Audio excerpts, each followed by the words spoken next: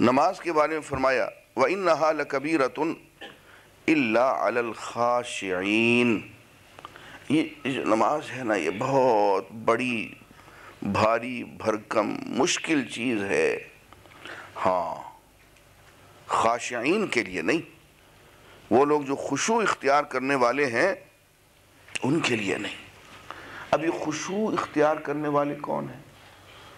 فرمایا الذین یظنون انہم ملاقو ربہم. وہ لوگ جو اس لگن میں، اس دھن میں رہتے ہیں کہ وہ اللہ سے ملنے والے ہیں. جس شخص پہ یہ دھن سوار ہو جائے کہ مجھے تو اللہ سے ملنا ہے، یہ دھن جو ہے یہ خشوع ہے. نماز کو اس دھن کے عالم میں پڑھنا کہ مجھے اللہ سے مل کے رہنا ہے، اللہ کی ملاقات کرنی، یہ خشوع کی کیفیت ہے. اب اللہ سے ملنے کی خواہش، اس کے دیدار کی خواہش،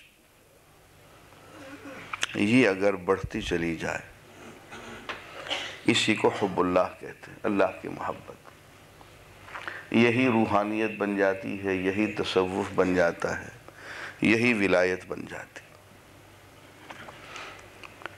اور جب اللہ کی محبت سچ مچ دل کے اندر آ جائے، ایک نشانی آپ کو بتا دیتا ہوں، لٹمس ٹیسٹ. سچ مچ اللہ کی محبت دل میں آ جائے تو اللہ کی مخلوق کی محبت از خود آنے لگ جاتی. آپ مجھ سے پیار کرتے ہیں تو آپ میرے بیٹے سے بھی پیار کریں گے. آپ مجھ سے پیار کریں گے تو جن لوگوں سے مجھے پیار ہے آپ ان سے بھی پیار کریں گے. تو اللہ کی محبت کا تقاضا یہ ہوتا ہے کہ ہم اللہ کی مخلوق سے بھی محبت کرتے ہیں. اور پھر یہ جو نماز میں ایک ورد کرایا جاتا ہے اللہ کی صفت کا بار بار، بسم اللہ الرحمن الرحیم. رحمان رحیم، رحم کیا ہے؟ محبت. الحمدللہ رب العالمین، رب کی صفت. ربوبیت کیا ہے؟ پھر محبت ہے. اس کے بعد پھر الرحمن الرحیم. آپ دیکھیں کس چیز کا چکر چلایا جا رہا ہے، بار بار ایک ہی صفت جو ہے وہ ہمارے اندر اس کا عکس ڈالا جا رہا ہے. وہ رحمانیت ہے، رحیمیت ہے، ربوبیت ہے. تو نماز پڑھنے والے کے دل میں اللہ کی محبت کے ساتھ ساتھ ایک مامتا کا جذبہ موجزن ہو جاتا ہے. اس کے اندر مخلوق کی محبت پیدا ہو جاتی ہے. وہ جانوروں سے بھی پیار کرنے لگ جاتا ہے، وہ درختوں سے، پودوں سے بھی پیار کرنے لگ جاتا ہے. ایک مزاج بن جاتا ہے. وہ مزاج کیا؟ حضور نے فرمایا المؤمن مألف. مؤمن الفت کا سراپا ہوتا ہے. مألف وہ سراپا الفت ہی الفت ہوتا ہے. ولا خیر فی من لا یؤلف ولا یؤلف. اس شخص میں کوئی خیر نہیں ہے جو دوسروں سے الفت نہیں کرتا اور لوگ اس سے الفت نہیں کرتے. یہ مزاج ہے مومن کا. اور فرمایا کہ یؤثرون علی انفسہم ولو کان بہم خصاصہ. خود تنگی کے عالم میں ہوتے ہیں، بھوک پیاس کے عالم میں ہوتے ہیں، لیکن کوئی اور ضرورت مند آ جائے تو اپنا لقمہ اٹھا کے اس کو دے دیتے، ایثار کرتے ہیں. یہ نمازیوں کی صفت بیان کی، مومنین کی صفت بیان کی.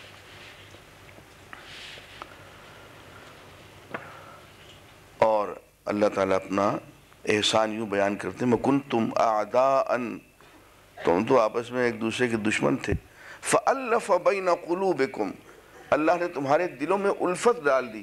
فَأَصْبَحْتُمْ بِنِعْمَتِهِ إِخْوَانًا. تم اللہ کی نعمت سے بھائی بھائی بن گئے. یہ عمل کیا تھا؟ یہ نماز کا عمل تھا کہ اس نے تم میں ایک بھائی چارے کی صفات پیدا کر دی. اور فرمایا کہ لا یرحم اللہ من لا یرحم الناس، جو لوگوں پہ رحم نہیں کرتا اللہ اس پہ رحم نہیں کرتا۔ اور فرمایا المؤمن للمؤمن کالبنیان یشد بعضہ بعضا ثم شبک بین اصابعہ۔ آپ فرمایا کہ مومن دوسرے مومن کے لیے ایک بنیاد کی طرح سے ہوتا ہے، دیوار کی طرح سے ہوتا ہے، جیسے ایک دیوار کی اینٹیں ایک دوسرے کو مضبوطی سے کھڑا کر دیتی ہیں اور دیوار مضبوط ہو جاتی ہے، یوں آپ نے انگلی میں ہاتھ ڈال کے آپ نے اس کی مثال بیان فرمائی۔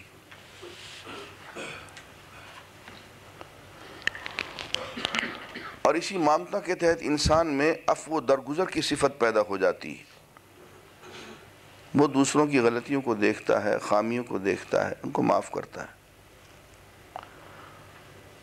حضور اکرم صلی اللہ علیہ وسلم ارشاد فرماتے ہیں کہ حضرت موسیٰ بن عمران علیہ السلام نے اللہ تعالیٰ سے پوچھا، یا رب، اے میرے اللہ، میرے پروردگار، من اعز عبادک عندک، تیرے نزدیک بندوں میں سب سے زیادہ عزت والا کون ہے؟ قال، اللہ تعالیٰ نے جواب ارشاد فرمایا، من اذا قدر غفر، وہ جسے طاقت حاصل ہو اور اپنے دشمن کو معاف کر دے۔ اللہ کے سب سے زیادہ عزت اس کی ہوتی۔ یہ صفات پیدا ہوتی ہیں، آپ غور کریں، اللہ کی عبادت سے۔ اور پھر اللہ کی محبت اور اللہ کی دوستوں کی محبت، واجبت محبتی، حدیث قدسی ہے، اللہ تعالیٰ فرماتے ہیں وجبت محبتی للمتحابین فیہ وللمتجالسین فیہ وللمتبادلین فیہ وللمتزاورین فیہ، میں نے اپنے اوپر واجب ٹھہرا لیا ہے کہ ان لوگوں سے پیار کروں جو میری خاطر ایک دوسرے سے پیار کرتے ہیں، میری خاطر ایک دوسرے کو ملنے کے لیے جاتے ہیں، میری خاطر آپس میں مل کے بیٹھتے ہیں، میری خاطر ایک دوسرے پہ خرچ کرتے ہیں۔ میں نے اپنے اوپر واجب ٹھہرا لیا ہے کہ ان سے میں محبت کروں۔ آپ دیکھیں کہ یہ نماز کا ماحول جو ہے بار بار ملنے کا، اکٹھے، اس میں ایک مزے کی بات آپ اگر غور کریں، اللہ تعالیٰ نے یہ 5 وقت کی نماز کے ذریعے سے ایک ایسا نظام بنا دیا ہے کہ ایک محلے کے اندر ایک ہمسایہ کے دوسرے ہمسایہ سے حالات چھپ ہی نہیں سکتے۔ بھئی 5 وقت اکٹھے نماز پڑھ رہے ہیں، 5 وقت گپ شپ ہو رہی ہے، ایک دوسرے کی خیریت معلوم کر رہے ہیں۔ آج دیکھا کہ آج فلاں آدمی جو ہے بیچارہ وہ ڈھیلا ڈھالا ہے، اس کا چہرہ زرد نظر آ رہا ہے، آج فلاں آدمی کے کپڑے کچھ پھٹے، آج فلاں آدمی جو ہے وہ غیر حاضر ہے۔ کہاں ہے بھئی یار، وہ تو ہسپتال میں داخل ہے۔ اب یہ کیا ہے؟ آپ کو ایک دوسرے کے حالات، ایک دوسرے کی ضرورتوں کا پتہ چل رہا ہے۔ یار وہ غمگین ہے، اس کے ساتھ تھوڑی دیر بیٹھ کے اس کے غم میں شریک ہو جاؤ۔ وہ جس کے کپڑے پھٹے ہوئے ہیں، پتہ نہیں کسی مالی مشکل میں آ گیا ہے، اس کو قرض حسن کی ضرورت ہے، اس کو زکوٰۃ کی ضرورت ہے، اس کو صدقہ کی ضرورت ہے، وہ دے دو۔ وہ جو ہسپتال میں داخل ہے، یار اس کو دوائی کی ضرورت ہوگی، ڈاکٹر کی فیس کی ضرورت ہوگی، جاؤ اس کی مدد کرو۔ اور آپ نے دیکھا کہ یہ نماز جو ہے، پہلے اللہ کی محبت، پھر مخلوق کی محبت، پھر ایک مامتا بھری شخصیت، الفت کا سراپا، اور اس کے بعد اس کا عملی ظہور صدقہ کی شکل میں، زکوٰۃ کی شکل میں، خدمت کی شکل میں خود بخود سامنے آ رہا ہے۔ یہ ایک نظام بن رہا ہے، ایک دوسرے کی خبرگیری کا، ایک دوسرے کی خدمت کا۔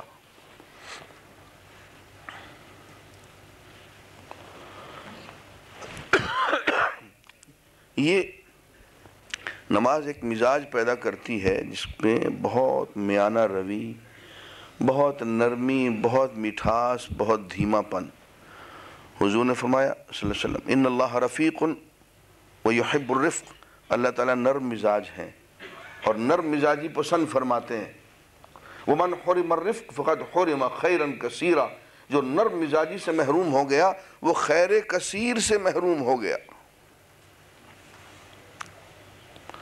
حضرت انس کہتے ہیں کہ میں 10 سال کا تھا، مجھے میری والدہ حضور کے پاس خدمت کے لیے چھوڑ گئیں اور میں 10 سال تک حضور کی خدمت میں رہا، اور فرماتے ہیں کہ اکثر باتیں مجھ سے ایسی سرزد ہو جاتی تھیں جو حضور کی طبیعت اور مزاج اور آپ کی پسند کے خلاف ہوتی تھیں، لیکن ان 10 سالوں میں حضور اکرم صلی اللہ علیہ وآلہ وسلم نے مجھ سے یوں نہیں کہا کہ انس یہ تم نے کیوں کیا،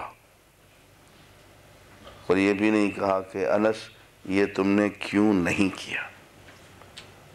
اب مزاج کی نرمی تو آپ دیکھیے اپنے خادم کے ساتھ کیسے جا رہے ہیں۔ تو یہ ایک مزاج ہے جو نماز پیدا کر دیتی ہے، انتہائی نرم انسان کا، ممتا بھری شخصیت کا، ایک خدمتگار کا اور ایثار کرنے والے کا۔ اور یہاں سے ہم